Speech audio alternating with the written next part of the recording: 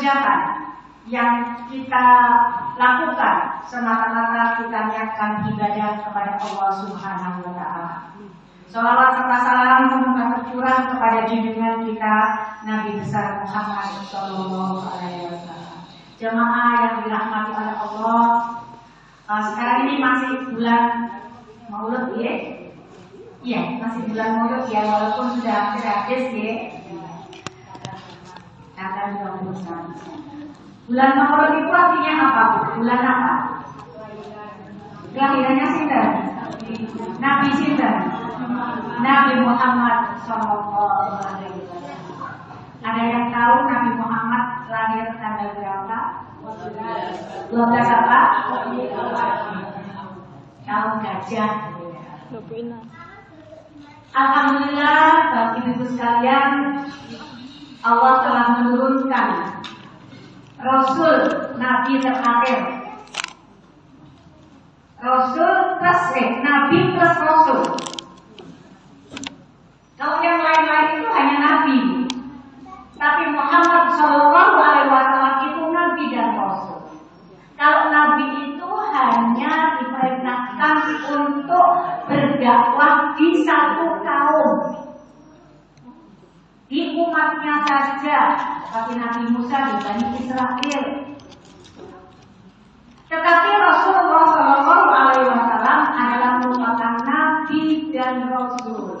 Rasul itu adalah untuk seluruh umat manusia yang ada di bumi ini tanpa kecuali, tanpa melihat bangsa, suku, warna kulit, dan lain sebagainya. Oleh karena itu, para ibu sekalian yang dirahmati oleh Allah Subhanahu wa Ta'ala, walaupun kita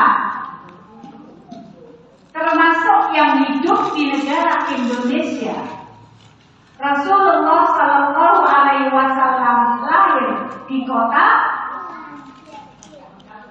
Makkah, meninggal di kota Madinah. Walaupun demikian, kita sebagai manusia yang hidup di negara Indonesia, kita yang tidak pernah berjumpa dengan Rasulullah Sallallahu Alaihi Wasallam, tetapi kita semua termasuk umat Rasulullah Muhammad Sallallahu Alaihi Wasallam. Oleh karena itu, para ibu jamaah yang dirahmati oleh Allah, tradisi atau budaya di Indonesia ini, para ibu sekalian, khususnya di daerah Madura, kalau sudah bulan Maulid ini, setiap rumah mengadakan Mauludan. Duit dari Mbak Hanifah, mesti mudah untuk mendapatkan syafaat Rasulullah Sallallahu Alaihi Wasallam. Ibu yang dirahmati oleh Allah, memperingati hari lahirnya Nabi Muhammad. Yang terpenting bagi kita, walaupun kita tidak melaksanakan setiap rumah mengadakan acara, membaca sholawat dan lain sebagainya, yang terpenting kita sami'na wa ata'na dengan ajaran yang dibawa oleh beliau. Kita sebagai umat Nabi Muhammad Sallallahu Alaihi Wasallam, penjelasan sadar kalau jadi umatnya Nabi Muhammad, sadar. Kalau sadar, apapun yang diperintahkan oleh Allah melalui beliau, maka kita harus sami'na wa ata'na. Apa itu artinya sami'na wa ata'na itu? Mendengar dan taat. Sami'na, kami mendengar, wa ata'na, dan saya taat. Taat itu artinya melaksanakan perintah yang dibawa oleh Nabi Muhammad Sallallahu Alaihi Wasallam, yang merupakan perintah Allah yang disampaikan untuk umat manusia melalui Nabi Muhammad Sallallahu Alaihi Wasallam.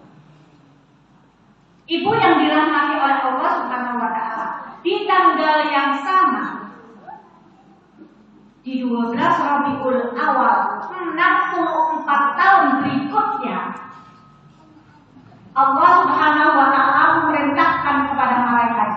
wahai Jibril, turunlah kamu ke bumi bersama malaikat Israfil dan Mikail. Turunlah kamu ke bumi menemui kekasihku Muhammad Sallallahu Alaihi Wasallam dengan tujuan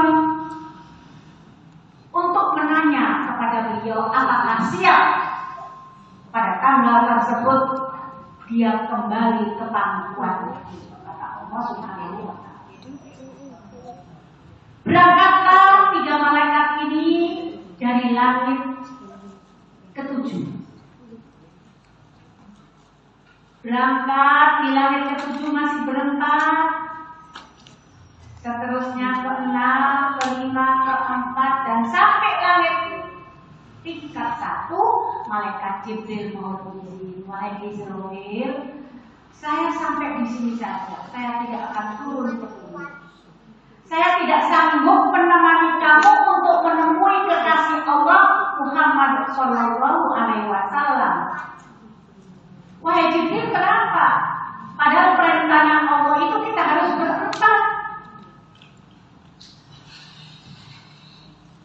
Dengan tidak mengurangi rasa hormat saya kepada kalian, wahai 3 malaikat, saya tidak bisa melanjutkan perjalanan sampai ke Muhammad kekasih Allah.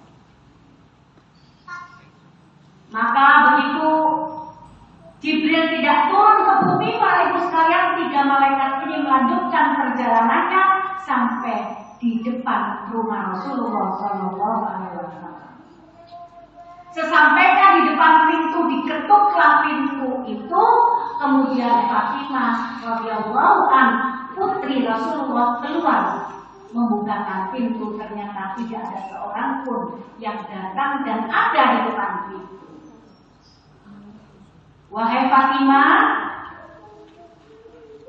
kata Rasulullah, tamu itu sudah ada di samping kanan dan kirimu. Beliau adalah 3 malaikat yang pada hari ini menemui aku untuk mencabut nyawa. Maka menangislah Fatimah pada saat itu, para ibu sekalian, dan Rasulullah agak terheran. Wahai 3 malaikat, kenapa kalian datang bertiga? Mana Jibril yang biasanya selalu datang kepadaku?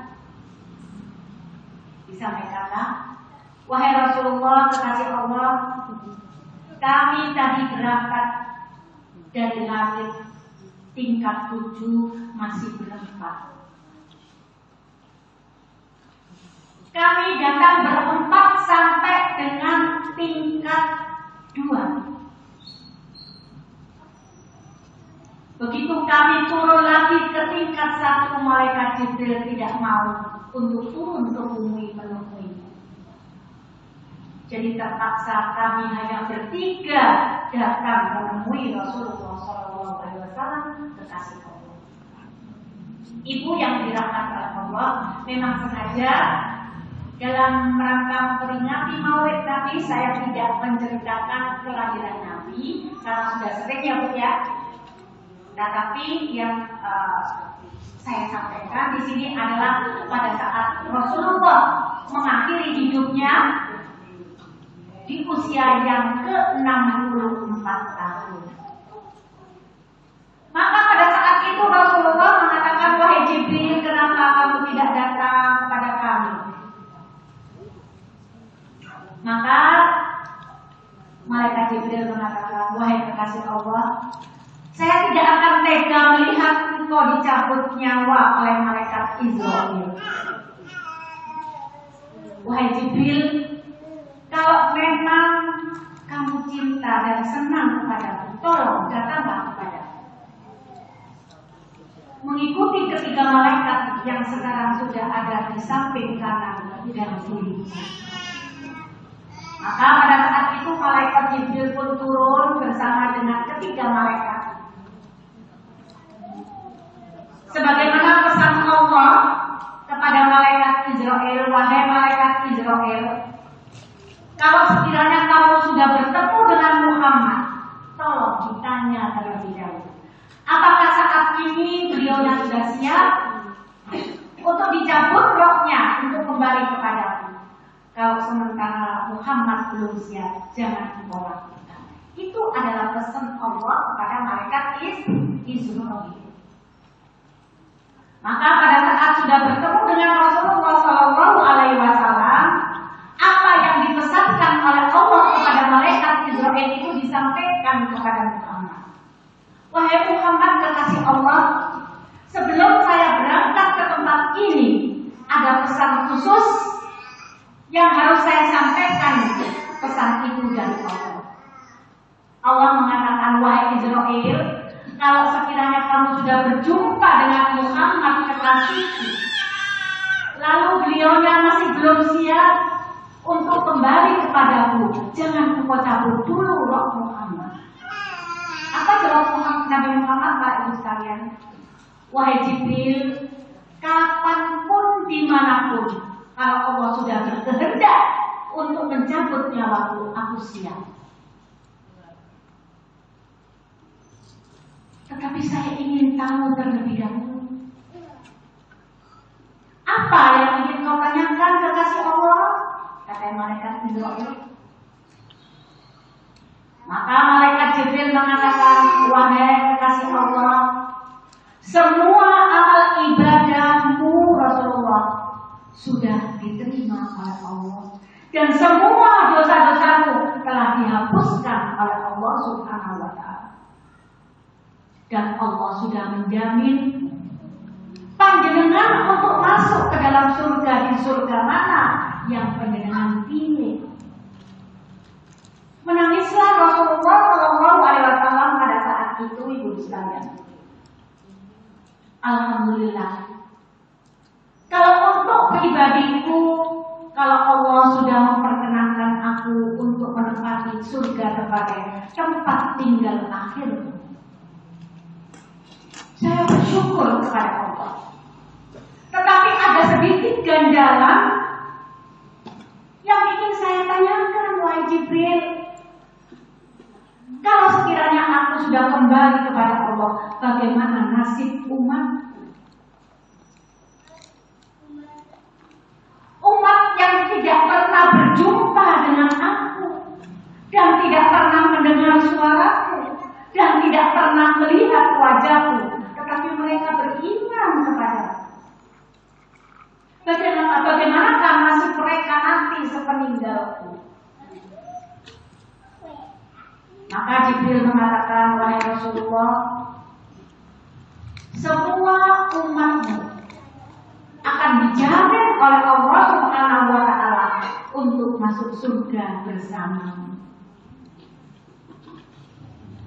Ini adalah yang disampaikan oleh malaikat Jibril kepada Rasulullah atas pertanyaan Rasulullah SAW. Ibu-ibu yang dirahmati oleh Allah, pendengar pernah melihat mirsani wajahnya Rasulullah? Di film pun Rasulullah tidak akan digambarkan. Berdasarkan riwayat Rasulullah itu orangnya ganteng, wajahnya bersinar seperti bulan purnama. Akhlaknya seperti apa? Akhlaknya seperti Al-Quran berjalan. Nah, para ibu sekalian yang dirahmati oleh Allah Subhanahu wa Ta'ala, sebagaimana janji yang disampaikan oleh Rasulullah SAW di hadapan malaikat Jibril, Rasulullah berkeinginan bahwa seluruh umatnya akan bisa masuk surga bersama mereka. Kita diharapkan bisa masuk surga bersama Rasulullah SAW. Ini adalah permohonan Rasulullah terakhir pada saat akan dicabut nyawanya. Maka pada saat itu, para ibu yang dirahmati oleh Allah Subhanahu wa Ta'ala, begitu Rasulullah siap, kalau memang sudah ada jaminan untuk umatku yang taat dengan perintah yang aku bawa, dengan ajaran yang aku bawa, maka saya siap untuk kembali menghadap kepada Allah. Coba bayangkan itu. Seorang nabi, seorang rasul akan dicabut nyawanya, masih memikirkan umatnya. Bagaimana nasib umatnya kelak sepeninggalku.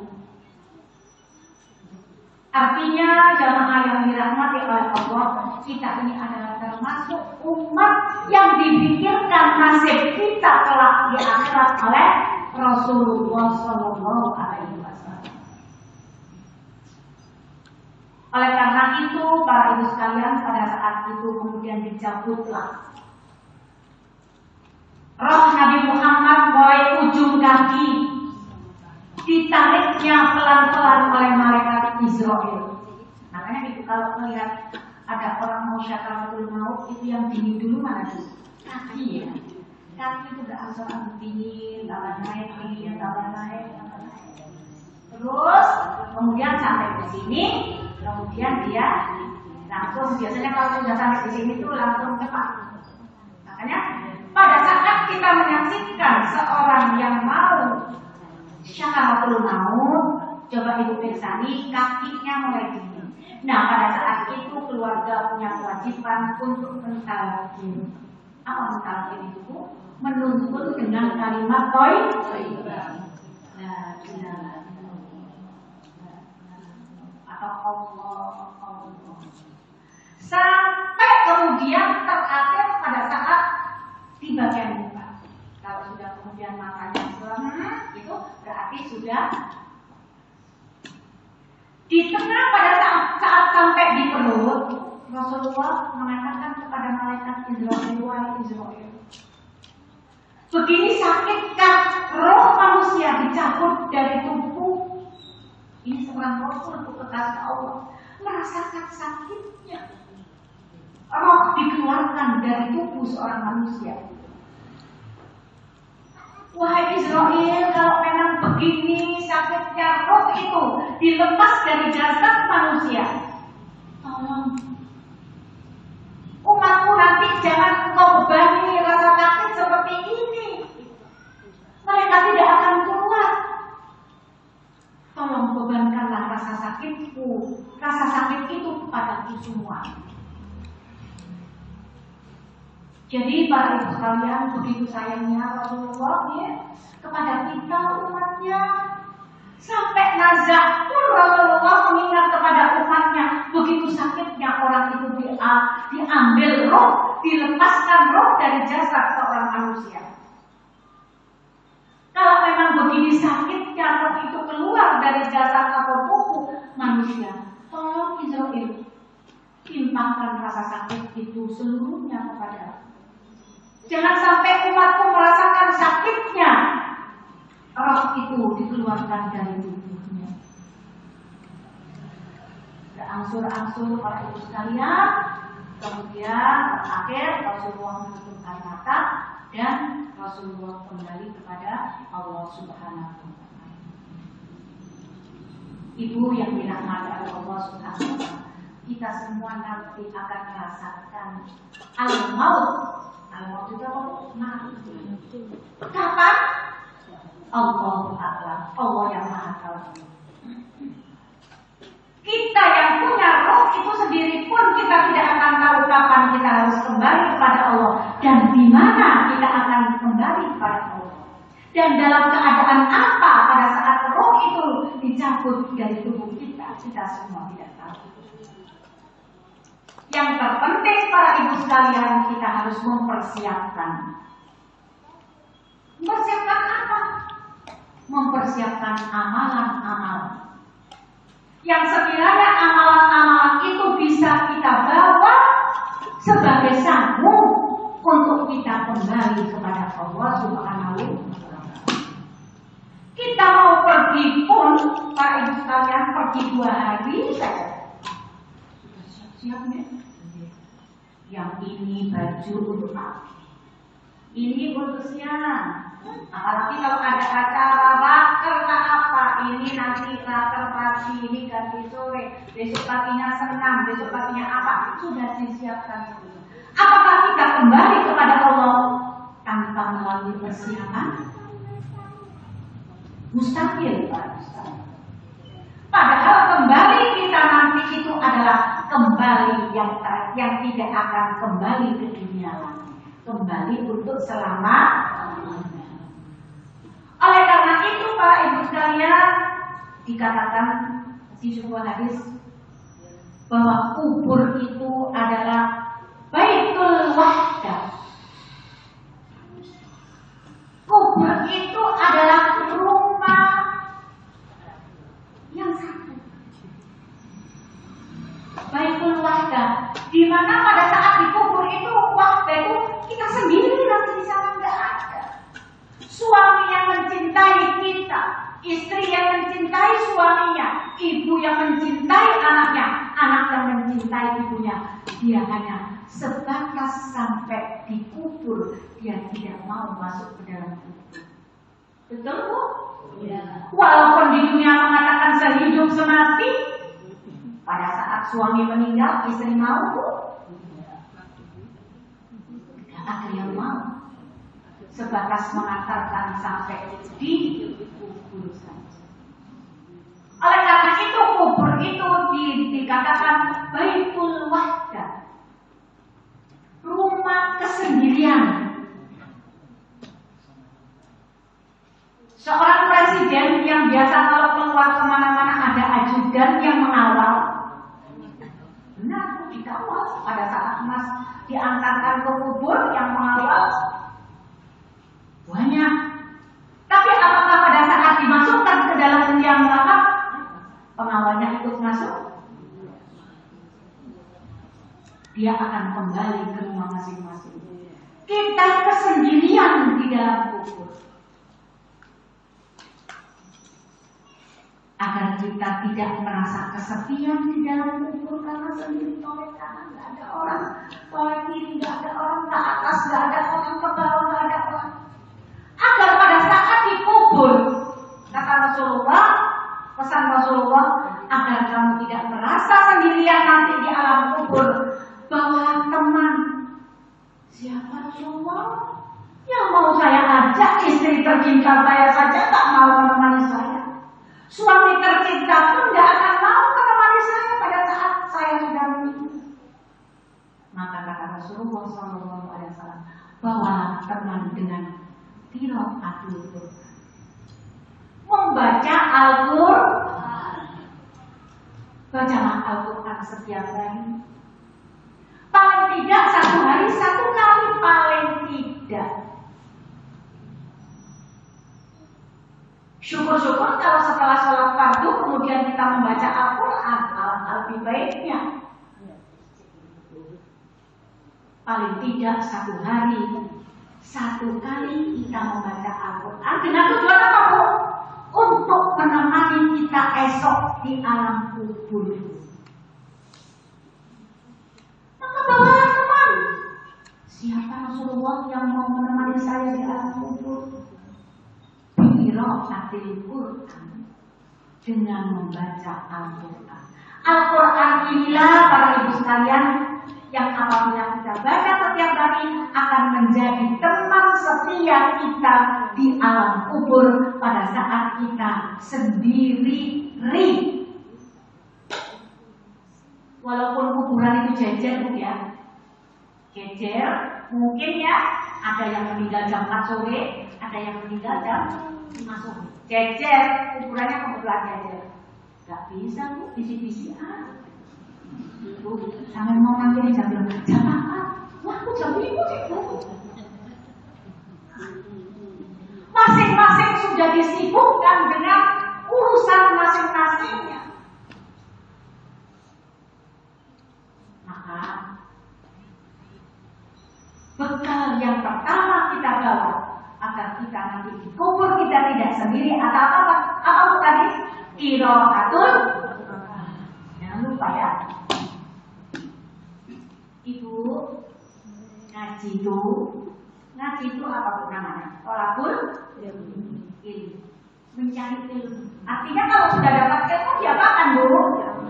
Diamalkan, jangan didengarkan saja ya. Karena kalau nggak diamalkan, nanti 1 minggu lagi ditanya, Bu, ini Bu Alifah pernah ngomong apa yang bisa kita mulai Tetapi kalau langsung diamalkan akan ingat terus. Itu yang pertama. Walaupun Rasulullah Shallallahu Alaihi Wasallam sudah menjamin kepada seluruh umatnya yang taat kepada beliau, yang taat dengan ajaran beliau, dia menjamin insya Allah akan menyamainya nanti di surga. Tetapi kalau kita nggak bawa sapu sendiri juga nggak bisa. Wes kita umatnya Nabi Muhammad, setiap bulan Maulid saya memperingati Maulid Nabi. Wes dijamin oleh Rasulullah, wes diborong oleh Rasulullah, rasa sakitnya juga diborong Rasulullah, dijamin oleh Rasulullah. Tidak. Yang dikatakan dijamin oleh Rasulullah itu kalau kita taat dengan perintah Allah dan perintah Rasulnya. Jadi agar kita tidak merasa sendiri di alam kubur nanti para ibu sekalian, yang pertama harus kita bawa apa Bu? Membaca Al-Quran. Itu adalah bekal yang kita bawa, yang menemani kita di alam kubur. Yang kedua, kubur itu adalah Baitul Zulfa. Kubur itu adalah merupakan rumah yang gelap. Yes, nggak apa sekarang kalau ada HP, besok saya kalau mati bawa HP, begitu dikubur gelap, HP saya nyalakan, senternya saya nyalakan. Kubur itu adalah Baitul Zulfa, rumah yang gelap. Maka kata Rasulullah, karena kubur itu adalah merupakan ruangan yang gelap, terangilah kuburmu dengan apa Bu? Bawa kereta? Petroma? Biqiyamul lail, dengan melaksanakan sholat malam. Qiyamul lail inilah yang akan menerangi kubur kita pada saat kita merasa kegelapan. Tidak ada sinar sedikit pun masuk ke dalam kubur, tetapi yang menerangi adalah qiyamul lail kita. Oleh karena itu, para ibu sekalian, kita yang sudah di usia menjelang usia matang, kalau sudah menikah itu masuk usia matang. Matang segalanya. Seorang bapak atau seorang ibu kalau sudah punya anak, dia dikatakan orang yang sudah matang. Karena di mulut dan lisan inilah para ibu sekalian, doa yang bisa dihajatkan untuk anak-anaknya kepada Allah Subhanahu wa Ta'ala. Dia hidup tidak sendiri, ada anak yang menjadi tanggungannya. Kalau bukan dia, siapa yang mau mendoakan?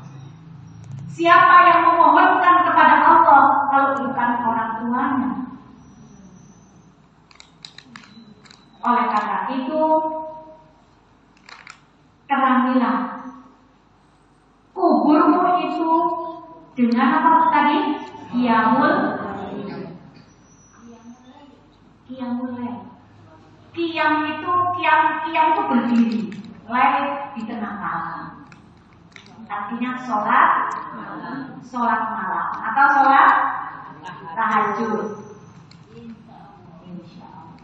Inilah para ibu sekalian yang akan menerangi kubur kita nanti. Yang ketiga, kubur itu adalah Baitul Turab, rumah tanah. Kubur itu apa Bu? Dari apa Bu? Atas tanah, bawah tanah, kanan tanah, kiri tanah, ujung kaki tanah, di atas kepala tanah. Kita nggak menemukan apa-apa di dalam kubur itu melainkan tanah.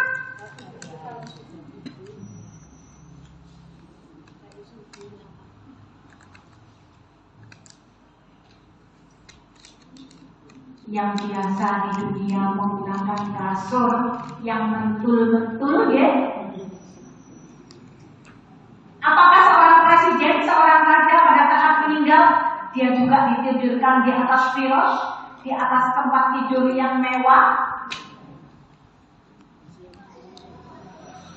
Jangankan di dalam kubur, melaksanakan ibadah haji saja, ibu-ibu sekalian, tidak ada perbedaan antara orang kaya, orang miskin, orang sedang, orang berpangkat, tidak berpangkat, raja, rakyat jelata, tidak ada bedanya. Semua menggunakan pakaian ihram dengan warna putih yang sama, dengan bahan yang sama. Itu menunjukkan pada saat dikubur pun demikian. Tidak ada perbedaan antara raja dan rakyat. Tidak ada perbedaan antara presiden dengan rakyat. Tidak ada perbedaan antara orang kaya dan orang miskin. Yang membedakan adalah amal. Karena kubur itu adalah Baitul Turab, rumah tanah. Di sana tidak menyediakan firosh yang tebal, tidak menyediakan tempat tidur yang indah.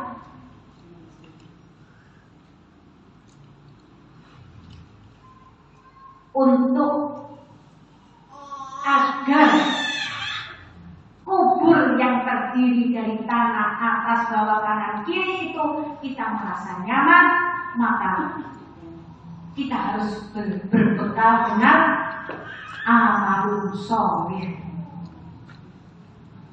Amal soleh inilah para ibu sekalian yang akan menjadikan kubur itu nyaman bagi kita.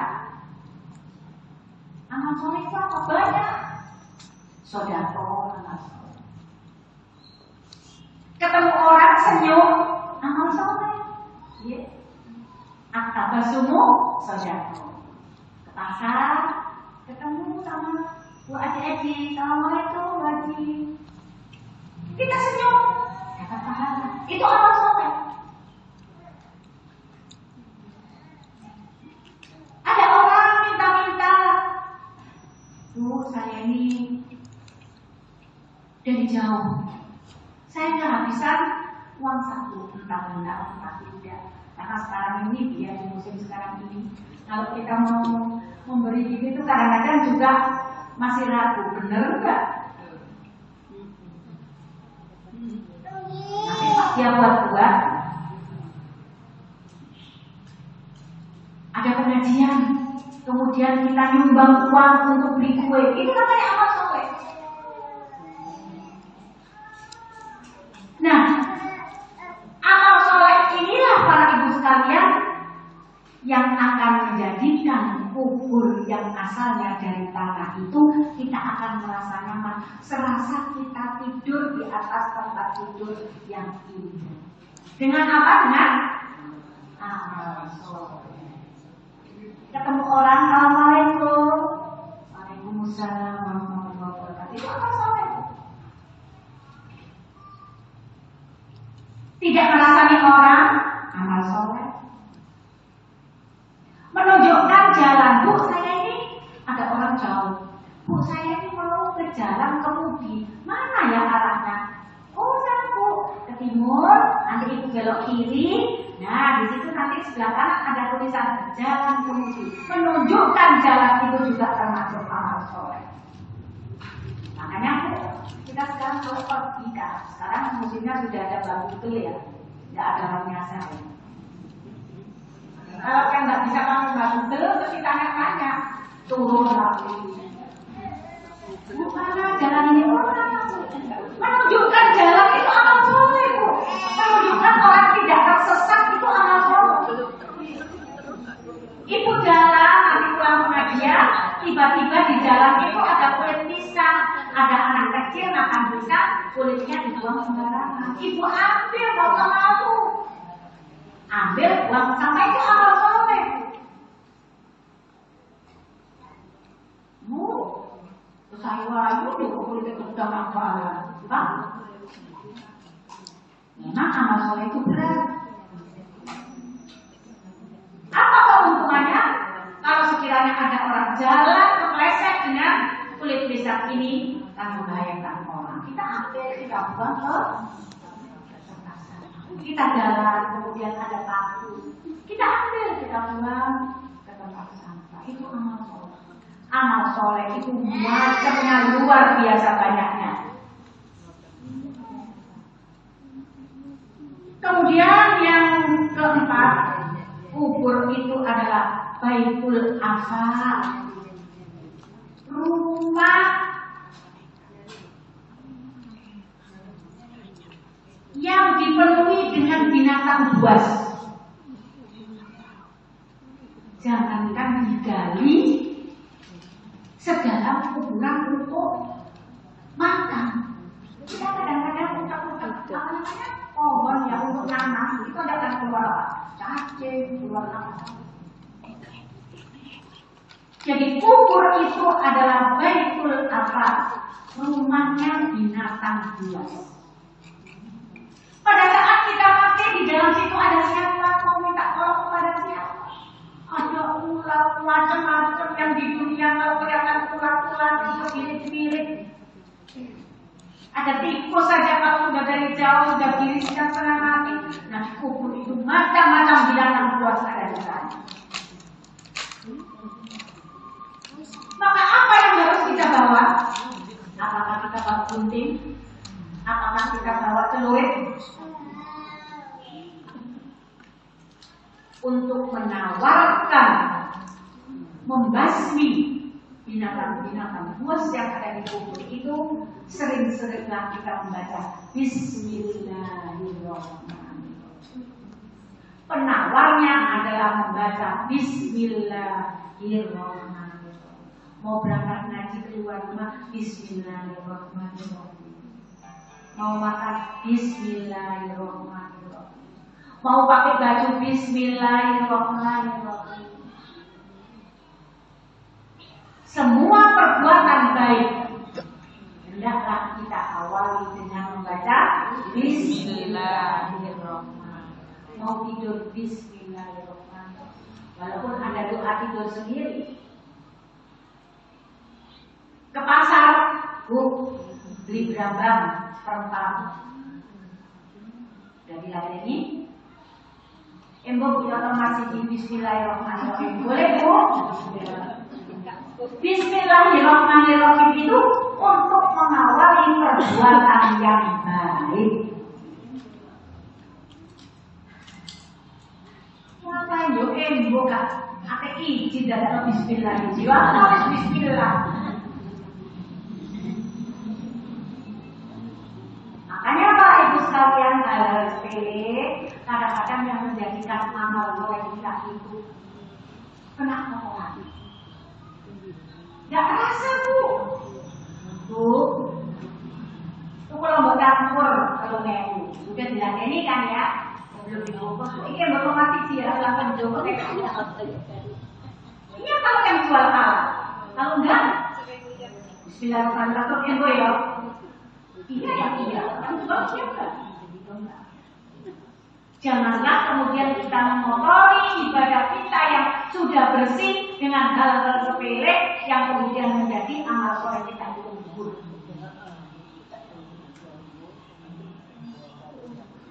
Makanya Pak Ibu sekalian,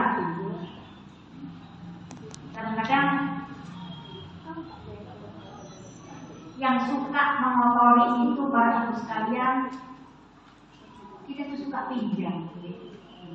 Pinjam nggak terasa.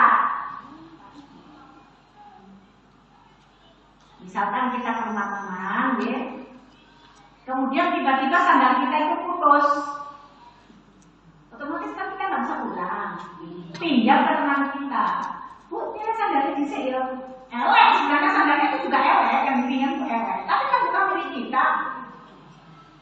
Kalau bukan milik kita harus dikembalikan bukan Bu? Ya harus dikembalikan, bukan milik kita. Walau sandalnya ini, kuncinya jangan sampai juga butuh. Hal-hal sepele inilah Pak Ibu sekalian yang kadang-kadang mengotori iman kita yang sudah bersih. Oleh karena itu Pak Ibu sekalian, karena kubur itu adalah baitul afal, rumahnya binatang buas. Mari kita beri penawar atau kita bentengi agar kita tidak diganggu oleh binatang buas itu dengan apa, Bu? Membaca, banyak-banyaklah membaca Bismillahirrahmanirrahim. Siapa sih yang baca Bismillah? Ada yang nggak bisa baca Bismillah? Nah, ada. Anak kecil aja baru masuk TK bisa Bismillahirrahmanirrahim. Harus dibatasi berapa? Tidak usah batas. Semua perbuatan baik hendaklah kita awali dengan membaca Bismillahirrahmanirrahim. Inilah bacaan Bismillah, inilah para ibu sekalian yang akan membentengi diri kita dari binatang-binatang buas yang ada di dalam kubur. Yang kelima, para ibu sekalian, kubur itu adalah baitus soal, rumah pertanyaan.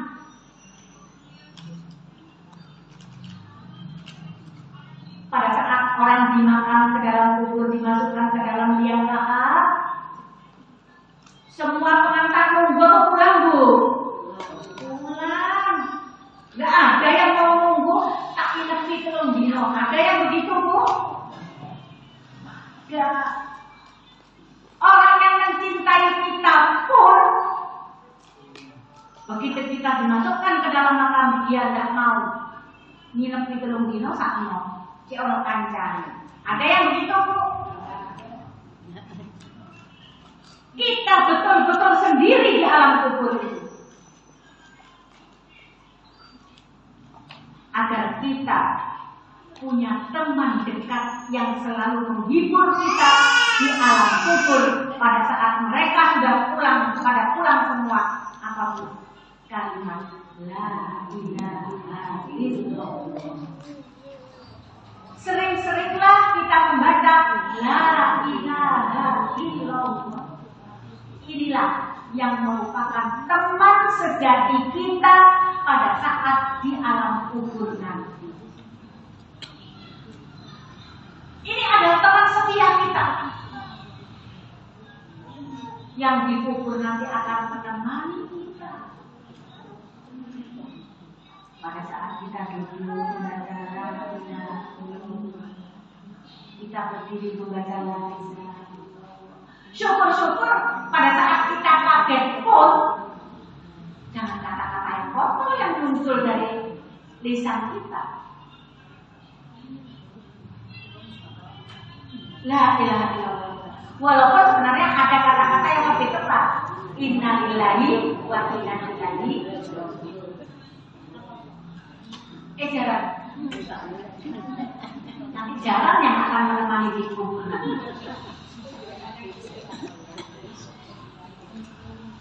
Jadi kalimat la ilaha illallah adalah merupakan kalimat yang akan mempermudah kita pada saat malaikat Israfil menanya kita di alam kubur, man rabbuka. Kalau kita sering membaca la ilaha illallah, maka lisan kita dengan mudah menjawab, Rabbi Allah. Siapa Tuhanmu? Maka kita dengan mudah, karena kita selalu membaca la ilaha illallah, maka pertanyaan yang keluar, yang dilontarkan, yang disampaikan kepada kita, kita akan diberi kemudahan untuk menjawab.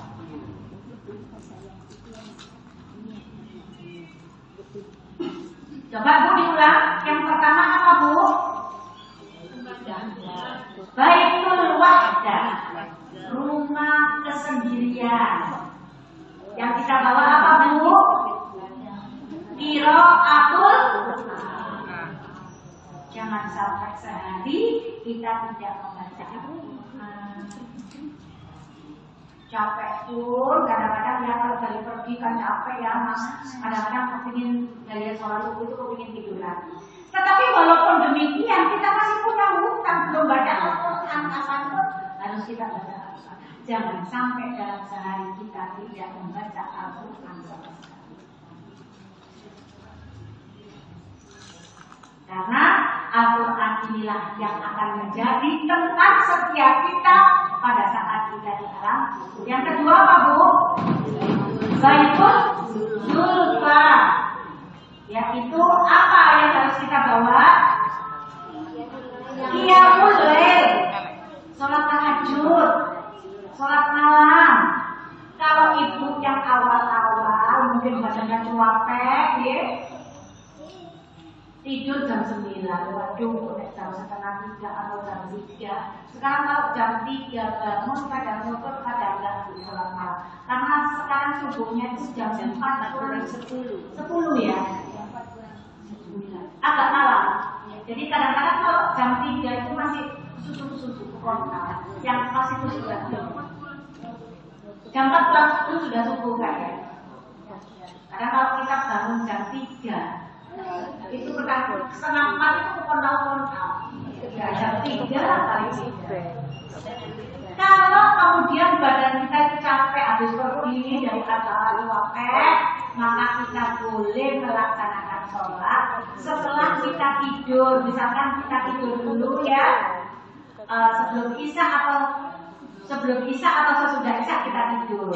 Kadang-kadang kalau saya itu isyanya nanti saja.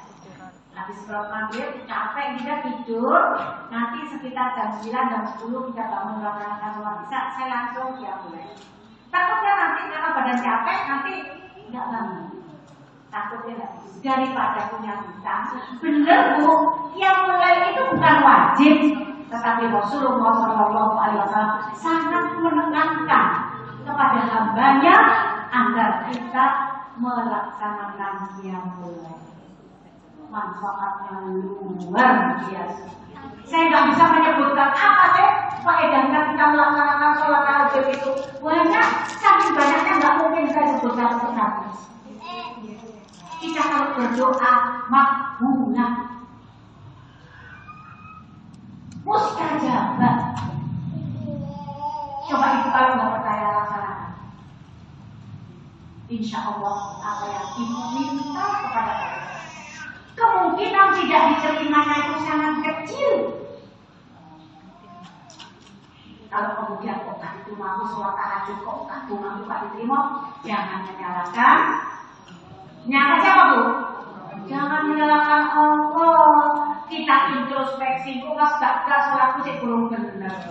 Kok pakai kaya belum benar. Tak apa ini yang sih belum benar. Aku sholat tahajud bolak-balik sih tak jalur belum keturutan. Yang salah siapa kalau begitu? Enggak, kalau kita ngomong gitu yang salah siapa? Allah kan? Aku sholat tahajud belum di sudah kita belum keturutan, itu menyalahkan siapa berarti? Menyalahkan Allah. Jangan sekali-kali kita menyalahkan Allah. Salahkanlah diri kita sendiri. Mungkin sholat tahajud saya belum benar. Ada yang mana yang belum benarnya? Apa wudhunya kurang benar? Atau bacaannya kurang benar? Atau niatnya yang kurang benar? Kemudian para ibu sekalian, dikatakan orang yang minimal 100 kali membaca la ilaha illallah dalam satu hari, wajahnya itu seperti bulan purnama pada saat dia bangun dari kubur. Siapa itu? Ibu, kalau kita membayangkan matahari itu cantik apa enggak sih? Sebenarnya sih enggak ya. Bulan, kemudian ada orang mukanya bulan seperti matahari. Itu kan ya udah bagus ya. Tetapi bulan itu kan ibaratnya yang indah. Yang indah itu apa? Sinarnya. Coba ibu, dunia kalau malam hari nggak ada bulan, bagaimana? Gelap luar biasa. Tapi dengan munculnya bulan ya di malam hari, maka dunia ini akan terang benderang. Apalagi kalau bulan purnama. Bulan Sabtu itu menerangi sejagat bumi. Kalau lampu di Sampurna yang dipasang, sampai ke sana. Tetapi dengan sinar bulan yang satu untuk seluruh dunia itu bisa menerangi. Dilihat dari Amerika juga, bulan purnama. Dilihat dari manapun, kalau bulan purnama itu yang menjadikan bumi ini terang. Maka ibaratnya orang yang senantiasa membiasakan paling tidak 100 kali dalam satu hari membaca la ilaha illallah, maka pada saat dia keluar dibangunkan dari kubur pada yaumul hisab nanti, wajahnya seperti bulan purnama. Monggo ibu sekalian, apa yang saya sampaikan ya dengan catat ya diamalkan sedikit-sedikit demi sedikit. Insya Allah ilmu itu akan bertambah kalau pada saat kita mendapatkan itu kita amalkan. Kalau hanya di dalam buku saja nanti minggu depan sudah lupa. Tapi langsung kita amalkan, akan ingat terus, ya kan? Seperti doa, kalau kita diajari doa, itu langsung diamalkan. Dulu pernah saya ajari doa ya, kalau kita punya sakit-sakit, entah itu kaki, karena kita itu sudah usia lansia, bacalah doanya, tapi ayo, ada yang masih ingat bu? Allahumma anni masarnya dulu wa anta arhamur. Bacalah setiap hari. Karena seusia kita ini sudah banyak yang sakit, entah kakinya, entah apanya. Kalau doa ini kita baca pada saat kita mendengar Allahumma anni masarnya dulu wa anta arhamur ini 3 kali, insya Allah kita bangun tidur itu segar, gak ada yang sakit. Ya kalau sampai wajar-wajar, tidak sampai menjadi penderita. Jadi ilmu yang baik itu adalah ilmu yang apabila kita dapat kemudian kita amal. Baiklah para ibu sekalian, dalam kata mengingat kembali kelahiran Rasulullah Shallallahu Alaihi Wasallam yang merupakan kekasih Allah. Semoga kita nanti semuanya bisa berjumpa dengan beliau di surga Allah nanti. Mudah-mudahan kita menjadi umat pilihan, umat yang dijanjikan oleh Rasulullah untuk bisa bersama-sama duduk bareng bersama Rasulullah di surga nanti. Amin ya rabbal alamin. Demikian ibu sekalian apa yang bisa saya sampaikan, semoga menjadi ilmu yang manfaat. Ada yang mau bertanya, Bu? Monggo. Iya.